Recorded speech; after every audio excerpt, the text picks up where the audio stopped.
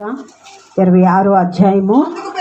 అందుకు పేతురు ఈ విషయమై అందరూ అభ్యంతరపడినను నేను ఎప్పుడును నేను అభ్యంతరపడనని ఆయనతో చెప్పగా అతన్ని చూచి ఈ రాత్రి కోడి కుయ్యక మునిపే నీవు నన్ను ఎరుగువని ముమ్మార్లు చెప్పెదవని నీతో నిశ్చయముగా చెప్పుచున్నాను. చాలండి, ప్రార్థన చేసుకుందాం. మహాపరిశుద్ధుడా, మహోగణుడవైన తండ్రి, ఆశ్చర్యకరుడు అయిన దేవా, నీకు వందనాలు ప్రభా. నువ్వు గొప్ప దేవుడు, నువ్వు సజీవుడు అయినావు తండ్రి. నీ మాట అగ్ని వంటిదై ఉన్నది ప్రభా. అయా, అగ్ని వంటి మాట ద్వారా ప్రభా ఇదిగో ప్రతి బిడ్డని కూడా నువ్వు కాల్చివేసి ఇగో నీకు విరోధమైనవి అయా వా హృదయంలోంచి తీసివేసే దేవుడు అయినావు అయా. ఇదిగో వాక్యము ద్వారా నువ్వు మాట్లాడండి ప్రభా. నీ మాటలో శక్తి ఉన్నది, బలము ఉన్నది. ఇగో నీకు ఇష్టముగా ప్రభా నీ వాక్యము ప్రతి హృదయంలో కూడా ముద్రించబడి వాక్యానుసారముగా జీవించే కృపను మీరు దయచేసి బలపరచమని యేసు పరిశుద్ధ నామంలో అడిగి వేడుకొంచున్నాం తండ్రి, ఆమేన్. హల్లెలూయా.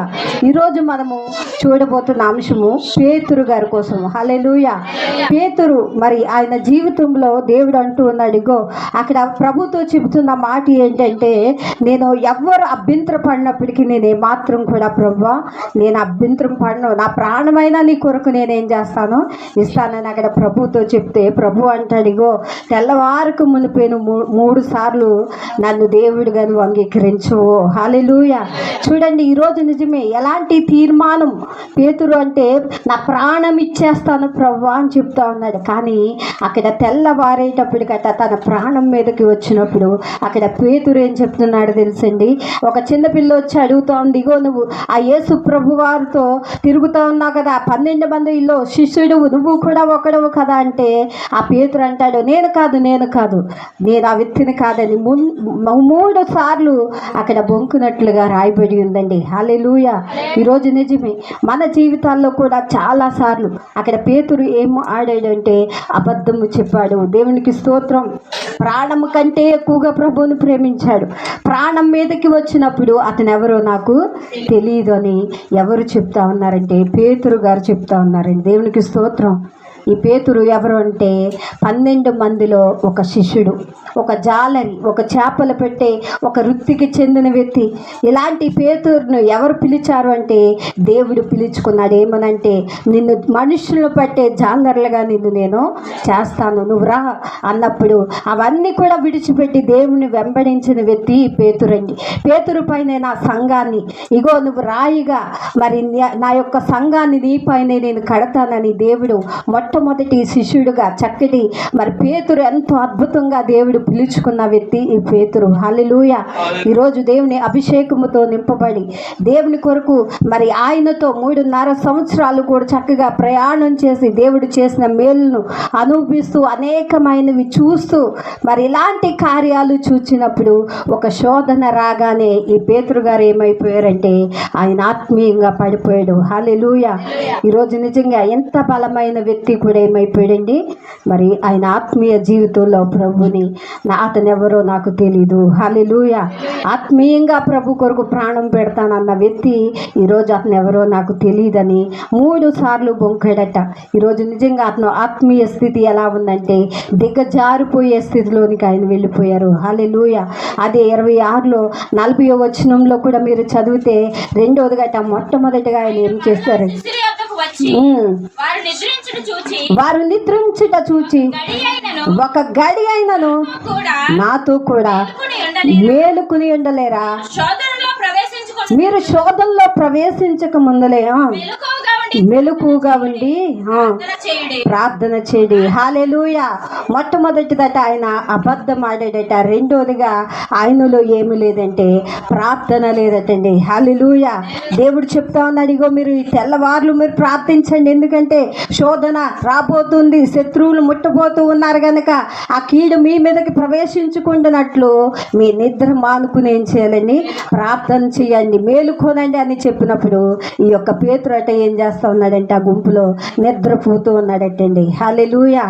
ఏమి లేదు ఈయనలో అంటే ప్రార్థనా జీవితం కూడా చల్లారిపోయిందంట. హల్లెలూయా. చూడండి, ఒక శత్రువు మనల్ని బలహీనపరిచినప్పుడు దేవుని నుండి చాలా దూరపరిచేస్తుంది. పేతురు కూడా అనేక విషయాల్లో దురుక్కు కలిగిన వ్యక్తి, మరి గబగబగా మాట్లాడేసే వ్యక్తి. ఎందుకంటే చాలా సందర్భంలో మరి విశ్వాసంతో ఉన్న వ్యక్తి అనేక సార్లు మరి అవిశ్వాసిగా కూడా పడిపోయిన వ్యక్తిగా మనం చూస్తూ ఉన్నాం. హల్లెలూయా. చూడండి, రెండోది ఆయనలో ఏమి లేదండి, ప్రార్థన లేదట. ఆ శోధనని జయించే శక్తి వారు కోల్పోయారు. ఈరోజు నిజమే, దేవుడు మనకిచ్చిన ఆయుధం ఏంటో తెలుసండి, ప్రార్థన. హల్లెలూయా. నీ కుటుంబంలో ఏ కార్యము జరగాలన్నా ప్రార్థన అనే ఆయుధం ద్వారానంట మనం ఏం చేయాలి, జయించాలి.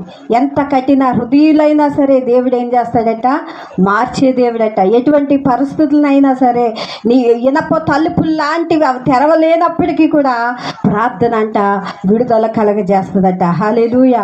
వారికి చెప్పింది రెండోదిగా ప్రార్థన చేయమని. ఆ ప్రార్థనని కూడా వాళ్ళు ఏం చేశారంటే నిర్లక్ష్యం చేశారట. హల్లెలూయా. చూడండి, మత్తయి సువార్త అదే 26:58 వచనంలో, అదే కింద మీరు ఇంకా చదివితే, ఆయనను దూరం నుండి వెంబడించి లోపలకు పోయి దీని అంతా మేమేమో చూడవలనని బంట్రాతులతో కూడా కూర్చుండెను. ప్రధాన యాజకులను మహాసభ వారందరూ యేసును చంపవలెనని ఆయనకు విరోధముగా అబద్ధ సాక్ష్యము వెతుకుచుండిరి గాని అబద్ధ సాక్షులు అనేకులు వచ్చినను సాక్ష్యం ఏమీ దొరకలేదు. తుదకు 2 మనుషులు వచ్చి వీడు దేవాలయమును పడగొట్టి 3 దినములలో దాన్ని కట్టగలరని చెప్పిననిరి. ప్రధాన యాజకుడు లేచి, నీవు ఉత్తరము ఏమియో చెప్పవా, వీరు నీ మీద పలుకుచున్న సాక్ష్యం ఏమని అడగగా యేసు ఊరకుండెను. చాలండి. హల్లెలూయా.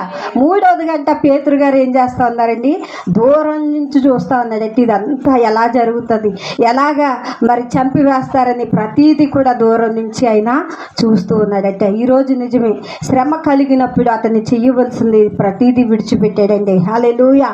ఆ శోధనలో ప్రవేశించినప్పుడు దూరం నుంచి కనిపెడుతూ ఉన్నాడు. ఈరోజు నిజంగా ఏమి చెయ్యాలో తెలియని స్థితిలో మరి దేవుని అక్కడ చెదిరిపోయిన శిష్యుల యొక్క అనుభవాన్ని అక్కడ మనం చూస్తూ ఉన్నాం. హల్లెలూయా. ఈరోజు నిజమే, దేవుని కొరకు ఈ స్థితిలో పడిపోయిన పేతురు మరి ఎంతగానో దేవుని యొద్దంట. చూడండి, అదే 69 కూడా మీరు ఇంకా చదివితే చూడండి, అక్కడ కూడా పేతురు ఒక చిన్నది అతని యొద్దకు వచ్చి, నీవును యేసుతో కూడా ఉంటివి కదా అనెను. అందుకతడు, నేనుండలేదు, నీవు చెప్పు సంగతి నాకు తెలియజేతనని ఎదుట అనెను. చాలండి. హల్లెలూయా. ఆ చిన్నదే అంటుంది, ఇగో యేసుతో నువ్వు కూడా ఏం చేసావు, తిరిగేవు కదా అన్నప్పుడు ఆ చిన్నదాని మాటని కూడా అతడు ఏం చేశాడండి, అబద్ధము చెప్పాడు. ఈరోజు నిజమే, దేవుడు అన్యజనులు ఎదుట, యూదులు ఎదుట ఇతను ఎన్నో అపకారములు దోషములు కూడా చేసినప్పటికీ దేవుడు ఆయన్ని కనికరించాడటండి. హల్లెలూయా. ఒక వ్యక్తి మనుష్యుడిగా ఉన్నప్పుడు ఎన్నో బలహీనతలు ఆ వ్యక్తిలో ఏం చేస్తాయండి, ఏలుబడి చేస్తాయి. ఒక వ్యక్తి ఇలాగే పేతురు విషయంలో కూడా అనేక బలహీనతలను అతన్ని ఏం చేసినాయి, బలహీనుడిగా మార్చివేసినాయి. హల్లెలూయా. తన ఆత్మీయ జీవితాన్ని దూరపరిచినాయి. కానీ పేతురు ఎంత అంటే యేసు ప్రభువారు నీటి మీద నడుస్తూ ఉంటే, ప్రభువా నేను కూడా నడవాలయ్యా అని కోరుకున్నప్పుడట ఆ నీటి మీద కూడా నడిచాడటండి. నడిచినప్పుడు ఆ గాలిని చూచి, ఆ సముద్రపు గాలిని చూచట ములుగుపోసాగాడట. అప్పుడు అడుగుతూ ఉన్నాడంట, ప్రభువా నన్ను రక్షించవా, నన్ను రక్షించవా అన్నప్పుడు అతను చెయ్యి పట్టి ప్రభు లేవనెత్తాడట. హల్లెలూయా. ఇన్ని కార్యాలు పొందిన వ్యక్తి మరి ప్రభువుని నిజంగా శ్రమ వచ్చినప్పుడు ఏం చేశాడంటే, అతను ఎవరో నాకు తెలీదు అన్నాడు. మరి ఈరోజు నిజమే, మనము చాలాసార్లు అదే అంటాం, శ్రమ కలిగినప్పుడు దేవుడు ఉంటే ఎందుకు మేలు జరగదు, శ్రమ కలిగినప్పుడు దేవుడు నాతో ఉంటే ఎందుకు నేను ఆశీర్వదించబడను. చాలాసార్లు చెప్పేది దేవుడు నాతో లేడు అని చాలాసార్లు మనము కూడా చెప్తూ ఉంటాం కదా. ఈరోజు దేవుడు మనల్ని పరీక్షిస్తూ ఉంటాడట. కొన్నిసార్లు శ్రమ అనే అగ్నిలో నిన్ను వేసినప్పుడట ఏం చేయాలండి, ఆ యొక్క అగ్నిలోంచి నువ్వు కాల్చబడి ఆ శ్రమల్లోంచి నువ్వు జయం పొందాలండి. హల్లెలూయా. దేవునికి దగ్గర అవ్వాలని. ఈరోజు నిజంగా ఈ యొక్క పేతురు జీవితంలో కూడా ఎన్నో శ్రమలు అనుభవించాడు. మరి ఎన్నో దిగజారినప్పటికీ ప్రభునంట పాదాలు పట్టుకుని మరలా పశ్చాత్తాపం కలిగాడట. యోహాను సువార్తలో చూడండి 18వ అధ్యాయంలో మరి 10వ వచనంలో కూడా చూడండి. అతడు దాన్ని దూసి ప్రధాన యాజకుని దాసును కొట్టి అతని కుడి చెవి తెగ నరికెను. ఆ దాసుని పేరు మల్కురు. యేసు కత్తి త్వరలో ఉంచుము, తండ్రి నాకు అనుగ్రహించిన గిన్నెలోనిది నేను త్రాగకుందునా అని పేతురుతో అనెను. చాలండి. హల్లెలూయా. ఎంత త్వరపడుతూ ఉన్నాడు చూడండి. అతను ఏ విషయంలో అయినప్పుడు కూడా అక్కడ దేవుడు అంటూ ఉన్నాడు, ఇగో కత్తి చేత నేను ఖండించడానికి రాలేదు, కానీ ప్రేమ చేత నేను ఖండించడానికి ఈ లోకానికి వచ్చి ఉన్నాను. నిజమే, ఈరోజు నిజమే, ప్రేమ చేత ఖండించాలట ఏ సమస్య అయినా.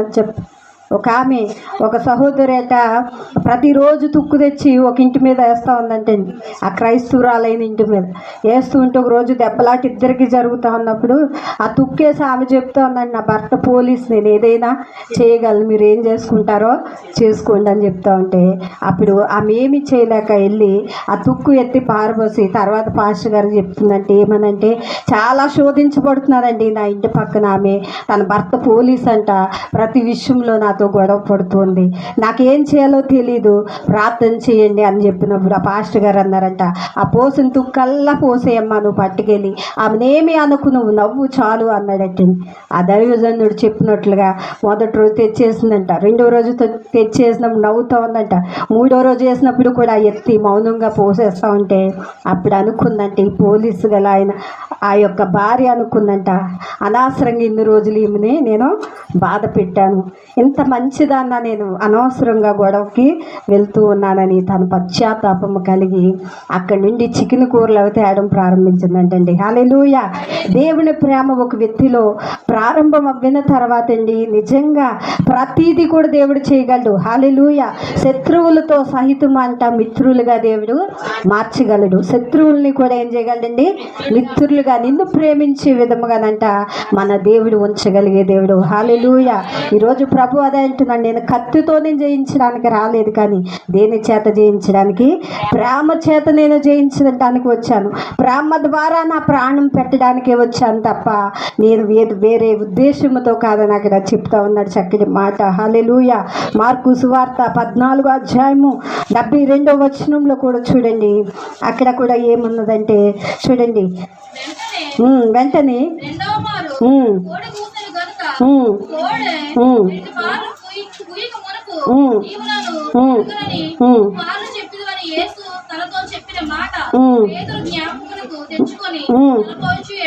చాలండి. ఎలా ఏడ్చాడండి, పశ్చాత్తాపం కలిగి ఏడ్చాడట. హల్లెలూయా.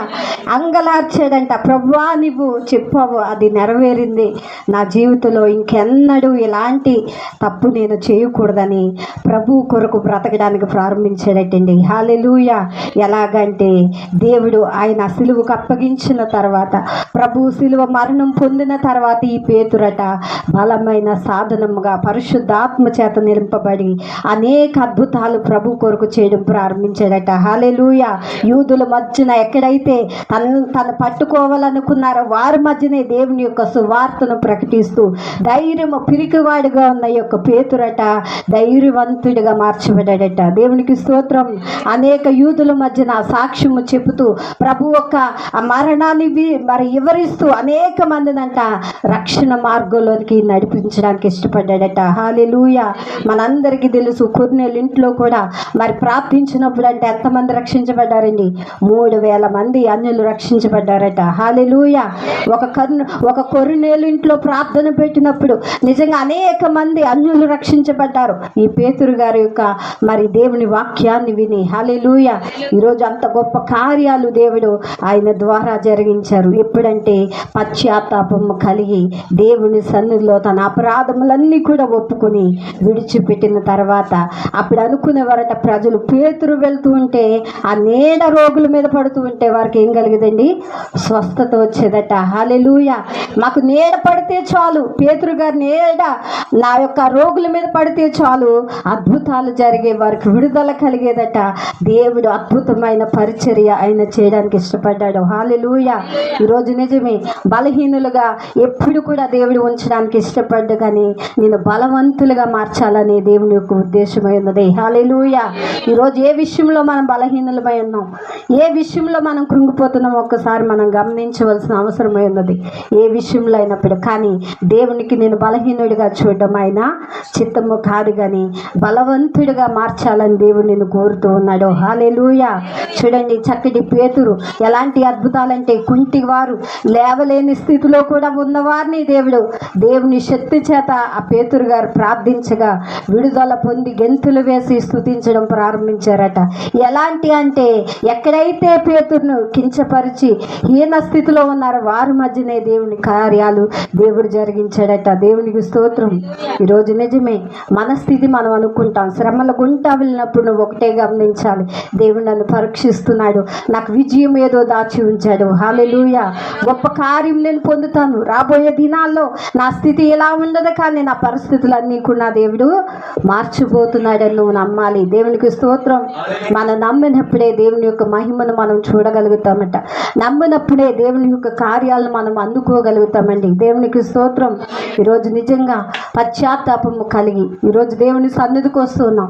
ఏ విషయంలో మనం పడిపోతున్నాం, ఏ విషయంలో మనలో బలహీనతలు ఇంకా కొన్ని శరీరంలో ఏలుబడి చేస్తూ ఉన్నాయో దేవుని మనం అడగాలి, ప్రభా ఈ బలహీనత నుంచి నన్ను విడిపించయ్యా, నాకు నేను తీసుకోలేను, కానీ నీవు సహాయం చేస్తే నేను ఖచ్చితంగా విడిపించబడతాను. దేవునికి స్తోత్రం. ఈరోజు నిజంగా మన బలహీనతలనంట ఆయన మోయడానికి ఇష్టపడుతూ ఉన్నాడు. నువ్వే స్థితిలో ఉన్నప్పుడు కూడా దేవుడు నిన్ను హెచ్చించడానికి ఆయన కోరుకుంటూ ఉన్నాడు. మనం ఈరోజు ఎవరిని మనం కోరుకుంటూ ఉన్నాం, ఎలాంటి స్థితిలో మనం జారిపోతున్నాం. ఆదివారం వస్తూ సండే విశ్వాసుల్లాగా మనం ఉండకూడదండి. సండే వస్తే వచ్చి కనబడేవారుగా కాక మరి ఆత్మీయంగా మండే విశ్వాసుల్లా మనం ఉండాలట. హల్లెలూయా. ఎలా ఉండాలండి? ఆత్మీయంగా మండాలి. పరిశుద్ధాత్మ చేత మన మంట మన హృదయంలో మండాలి. దేవుని కొరకు, ఈ లోకం కొరకు ఈరోజు నువ్వు ప్రత్యేకించబడ్డావు. లోకంలోంచి దేవుడు నిన్ను కోరుకుంటూ ఉన్నాడు, ఎందుకంటే నువ్వు ఆయనకి ఇష్టమైనావు. హల్లెలూయా. ఈరోజు దేవుడు నిన్ను కోరుకుంటూ ఉన్నాడు, నువ్వు ఆయన చిత్తాన్ని నువ్వు నెరవేర్చాలి. లోకంలో నశించిపోతున్న వారితో నువ్వు వెళ్ళిపోవడానికి దేవుని యొక్క ఉద్దేశము కాదు, కానీ నువ్వు ప్రత్యేకమైన దానివు, నువ్వు ప్రత్యేకమైన వ్యక్తివి, దేవునికి అతి ప్రియమైన వ్యక్తివి. అందుకే దేవుడు నిన్ను విడిచిపెట్టడానికి ఆయన ఇష్టపడలేదు. మనం ఎన్ని తప్పులు చేసినప్పుడు కూడా ఏదో సమయంలో మనకి సహాయం అయినా చేస్తూనే ఉన్నాడు. హల్లెలూయా. మనం ఎన్నోసార్లు అనుకుంటాం, నేను ఇంత తప్పు చేశాను కదా ప్రభా, నన్ను ఇంకా కనికరిస్తూ ఉన్నావని, కానీ దేవుడు నిన్ను ఆ తప్పు నుంచి కూడా పశ్చాత్తాపం కలిగి దేవుని సన్నిధిలో నువ్వు వదిలిపెట్టినట్లయితే దేవుడు నిన్ను ఇంకనూ హత్తుకోవడానికి ఆయనంట ఇష్టపడుతూ ఉన్నాడు. దేవునికి స్తోత్రం. ఈరోజు నిజంగా పేతురు అనగా ఒక రాయి, ఒక సంఘం. ఆ రాయి ఎవరంటే క్రీస్తు అని ఆయన ప్రకటించాడటండి. హల్లెలూయా. ఈరోజు నిజంగా క్రీస్తు అనే ఆ యొక్క బండ మీదంట మనము కూడా మనం కట్టబడాలి. మన యొక్క సంఘాలు కట్టబడాలి, మన ఆత్మీయ జీవితాలు కట్టబడాలి, మీ కుటుంబాలు కట్టబడాలండి. క్రీస్తు అనే పునాది మీద మీ కుటుంబాలు ఉండాలి. హల్లెలూయా. అది ఎన్నడూ కూడా చెదిరిపోనది, ఎందుకంటే గాలి తుఫాను దాన్ని కొట్టినప్పుడు కూడా అది కూలిపోదు. ఎందుకంటే స్థిరమైన బండ మీద నువ్వు ఉన్నావు గనక ఎలాంటి శ్రమలు గుంటాను వెళ్ళినప్పుడు కూడా ఆ శ్రమలు ఏమీ కూడా నిన్నంట చేయలేవట. హల్లెలూయా.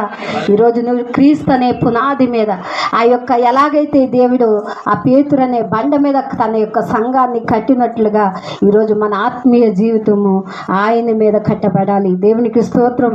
ఈరోజు నిజంగా బలహీనుడైన ఈ యొక్క పేతురు గారు బలవంతుడిగా మార్చబడి ఎక్కడ ఉన్నప్పుడు కూడా అద్భుతాలు దేవుడు అతని వెంట ప్రజలు వెళ్ళడం ప్రారంభించారు. దేవునికి స్తోత్రం. ఈరోజు నిజంగా అంత అద్భుతమైన వ్యక్తిగా తన ప్రాణముతో సహితము కూడా ఆయన ఎట్టడానికి ఇష్టపడ్డాడు దేవుని కొరకు. ఎందుకంటే అంతగా పేతురు దేవుని ప్రేమించాడటండి. హల్లెలూయా. ఈరోజు దేవుడు మన ప్రాణాలను అడగట్లేదు కదా, మన మన సమస్యలు ఏదున్నప్పటికీ ఆయన తీస్తానని మనకు వాగ్దానం చేస్తూ ఉన్నాడు. హల్లెలూయా. ఈరోజు ఏ శ్రమల్లో ఉన్నప్పటికీ ఈరోజు నువ్వు పేతురు వలె ఆయన దేవుడు ఎన్నుకున్నాడు పేతురుని ఆయన సంఘాన్ని ప్రారంభించడానికి. ఈరోజు దేవుడు నిన్ను ఎన్నుకున్నాడు ఏమనంటే ఆయన చిత్తాన్ని నీ ద్వారా జరిగించడానికి. హల్లెలూయా. ఆయన చిత్తం ఏంటి అంటే ఈరోజు మన కుటుంబాలు కట్టబడాలి, ఆత్మీయ జీవితంలో వెదగాలి, అనేక మందిని మనము కూడా రక్షణ మార్గంలోనికి నడిపించాలి. మనం పొందిన రక్షణ అనేక మందికి ఏం చేయాలండి, వారికి కూడా అట్టి భాగ్యాన్ని కలుగజేయాలి. హల్లెలూయా. ఆ భారం మన భుజముల పైన ఉన్నది. హల్లెలూయా. ఆయన భుజముల పైన ఏముందంటే రాజ్యభారం ఉన్నదట. హల్లెలూయా. ఈరోజు రాజ్యభారము ఏ రాజ్యభారం అండి? ఈ లోకంలో రాజ్యభారము కాదు కానీ పరలోకములో రాజ్యభారం. ఈరోజు మన పాపముల నుండి ఆయన విడిపించి మనల్కి విముక్తి కలుగజేశాడు. ఈరోజు నీ భుజములపై ఏమున్నదంటే మరి సువార్త అనే భారము. హల్లెలూయా. అనేక మందికి సువార్త అందలేని వారికి ఏం చేయాలండి, నువ్వు కూడా నీ పక్క వారికి, నీ సహోదరులకి నీ వాక్యాన్ని నువ్వు బోధించాలి. కొవ్వొత్తంట తను వెలుగుతూ ఏం చేస్తుందని చీకటిని వెలుగుకరంగా మారుస్తుంది. అది కరిగిపోతుందంట, అనేక మందికి అది వెలుగు చూపిస్తుంది. ఇప్పుడు క్రైస్తవ జీవితం కూడా అంతేనండి. హల్లెలూయా. మనము కూడా ఇతరులను వెలిగించాలి. మనం ఈ భూమి మీద దేవుడు సృష్టించాడంటే తినడానికి తాగడానికి ఇదే బ్రతుకు కాదు కానీ ఒక ఆత్మనైనా దేవునికి అప్పగించాలి. హల్లెలూయా. ఒక ఆత్మనైనా నేను బ్రతుకుండగా దేవుని సన్నిధికి నడిపించాలని తీర్మానం తీసుకోవాలి మన జీవితంలో.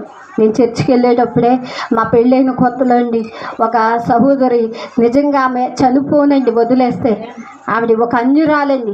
ఆమె దేవుడు నిజంగా ఆ సొంత భర్తను విడిచిపెట్టి మాకు తెలియదు కానీ వేరే వ్యక్తితో ఆమె వచ్చేసింది.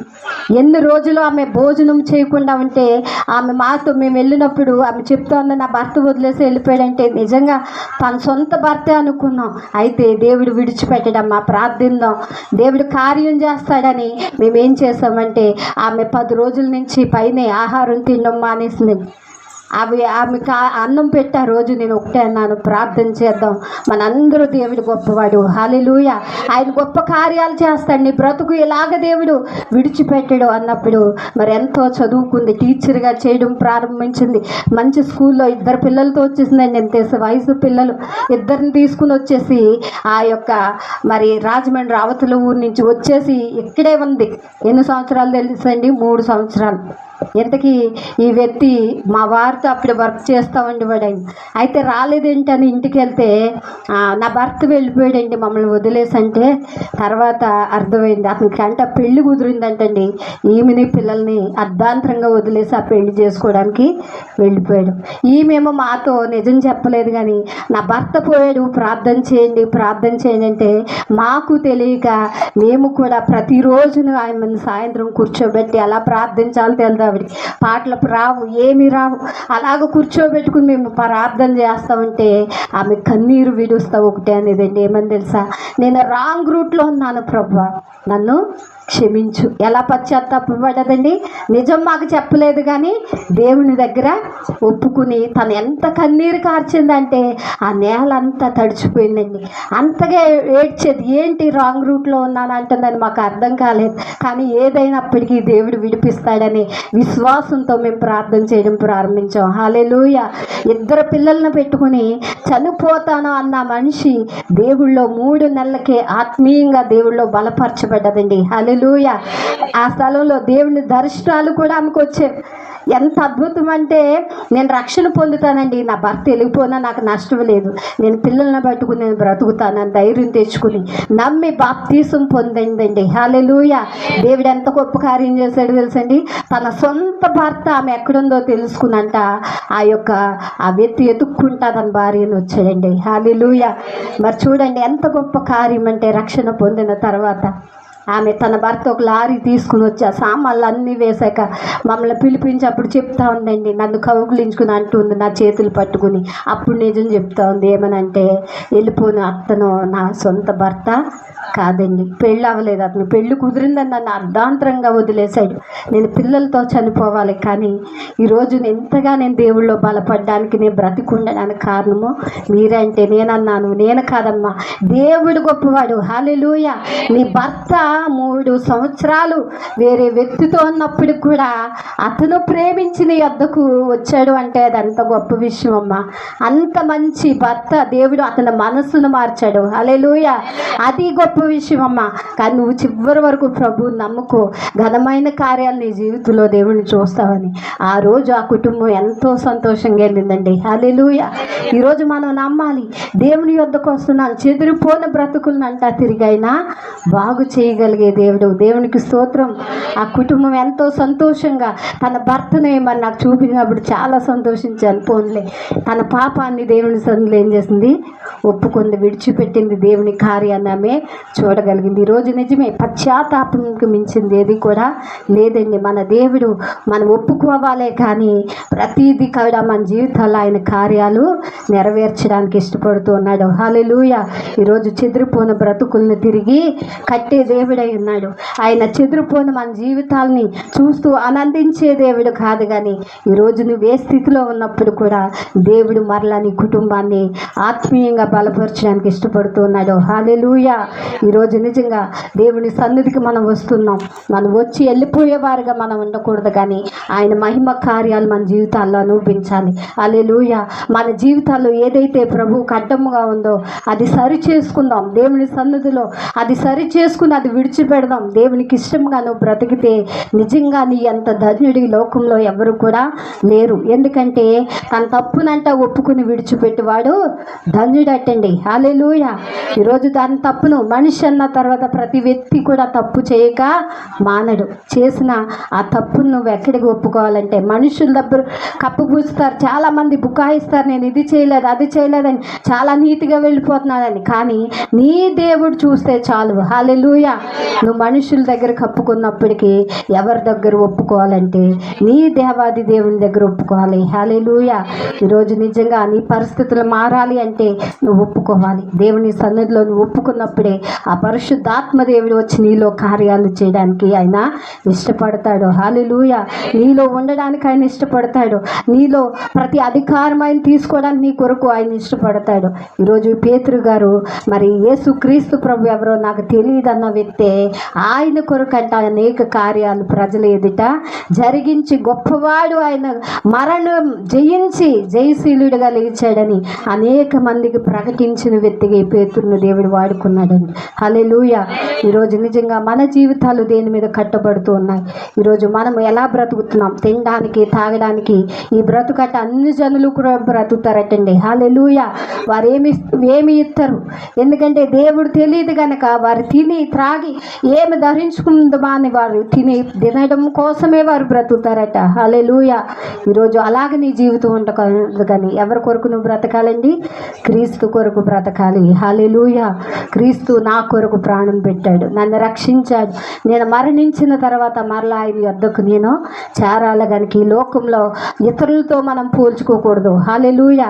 వారు అలాగ ఉన్నారు కదా, నేను ఇలా ఉంటానని నువ్వు పోల్చుకోవద్దు. కానీ ఈరోజు నా స్థితిని ఆత్మీయంగా కట్టు ప్రభువా, నీ సన్నిధిలో నేను కట్టబడాలి, నేను ఫలించాలి, నేను అభివృద్ధి చెందాలని దేవుని ఎదుట నువ్వు ఒక తీర్మానం తీసుకోవాలి. హల్లెలూయా. నువ్వు తీర్మానం తీసుకుంటే ఆయన నిన్ను ఎంతటికైనా ఆయన ఆశీర్వదించడానికి ఇష్టపడుతూ ఉన్నాడు. కనుక ఈరోజు పేతురు కూడా ఎలా చనిపోయాడు తెలుసండి, ఆయన హతసాక్షిగా మార్చబడ్డాడు. హల్లెలూయా. పట్టబడిన యూదులకి దొరికి అక్కడికి వెళ్ళి వాళ్ళకి పట్టబడి ఎలాగ కోరుకున్నాడు తెలుసండి, సిలువ తలకిందులుగా ఆయన సిలువ వేయించుకున్నాడట. నా ప్రభు వల్లే నేను వేయించుకోవడానికి అర్హుణ్ణి కాదు, కానీ నా సిలువ ఎలాగేయండి, తలకిందులుగా వేయండి అని అడిగినప్పుడు వారు తలక్రిందులుగా అతన్ని వేసి ఆయన హతసాక్షిగా ఆయన మార్చబడ్డాడు. దేవునికి స్తోత్రం.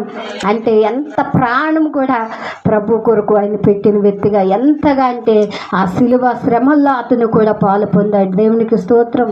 ఈరోజు దేవుడు నిన్ను ప్రాణం పెట్టమని కోరట్లేదు, కానీ ఆయన ఇచ్చిన ప్రాణానికి నువ్వేం చేయాలి, నువ్వు విలువైన వ్యక్తిగా ఆయన స్వరూపమందు నువ్వు పేతురు ఎలాగైతే దేవుని స్వరూపాన్ని ధరించుకుని మార్చబడ్డాడో, క్రీస్తు స్వరూపాన్ని ప్రకటించాడో, ఈరోజు నువ్వు కూడా అన్ని జనులు ఎదుట, నీ బంధువులు ఎదుట క్రీస్తు ప్రేమ నీలో ఉండాలి. హల్లెలూయా. అదే అంటూ ఉన్నాడు, ఇగో నీ కత్తి చేత ఖండించడానికి నేను ఈ లోకానికి రాలేదు, కత్తి కాదు ప్రేమతో నువ్వు జయించు. హల్లెలూయా. దేవుడు కోరుకుంటున్నదే, ఏం జయించాలి అంటే ఈ లోక మనుషులను జయించు. ఈ లోకం మనుషుల్ని శత్రువుల వలె పడతారు, వారిని జయించు. దేవుడు ఈ లోకంలో ఏది ఇచ్చినప్పుడు కూడా మరి ఒక సహోదరి అంట క్రీస్తు నమ్ముకుందని తనకు బిడ్డ పుట్టిన తర్వాత ఆ యొక్క ఆమెను తీసుకుని వచ్చే అధికారి, రోమా అధికారి ఒక అధికారి అంట, నీకు క్రీస్తు కావాలి, బిడ్డ కావాలంటే ఆమె అందంటే ఏమనంటే నాకు క్రీస్తే కావాలండి అన్నండి. అయితే ఏ తల్లైనా అయితే ఎవరు కోరుకుంటారండి? తన కన్న బిడ్డను కోరుకుంటారు, కానీ క్రీస్తుని కోరుకుందాం. ఆమెను సరసాల్లో వేశారు. అప్పుడు తండ్రి వచ్చి బతులాడుతూ ఉన్నాడట, అమ్మ నేను అధికారులను ఎలాగైనా ఒప్పిస్తాను, నువ్వు క్రీస్తు దేవుడు కాదని చెప్పు, నీ కన్న బిడ్డ దగ్గరికి పంపిస్తారంటే ఆమె అందంటే ఈ కుండను చూచి నాన్న ఏమంటారంటే అది కుండనే చెప్తారమ్మా అంటే అలాగే నా ప్రభువుని నా ప్రభు అనే చెప్తాను నాన్న. ఎందుకంటే ఈ లోకంలో నేను ఎంత ఉన్నప్పటికీ నా ప్రభువే నాలో ఆనందిస్తూ ఉన్నాడు అన్నప్పుడు ఆమెనంట తన కన్న బిడ్డకు అప్పగించలేదు, కానీ ఆమె మరణానికి వెళ్ళిపోయిందంటండి. హల్లెలూయా. శిక్షకు అక్కడ అధికారి పిలిచి అడుగుతా ఉన్నాడంట, నీకు బిడ్డ కావాలా, యేసు కావాలంటే ఆమె చెప్తా ఉందంట నాకు యేసే కావాలి. హల్లెలూయా. ఆమె ఒక దర్శనం ఆ రాత్రి చూచిందంటే ఏమని తెలుసా? పరలోకానికి ఒక నించిన వేయబడి ఉంది, మరి కింద ఉన్న ఒక శత్రువు ఆమెను లాగాలని చూస్తూ ఉందంట.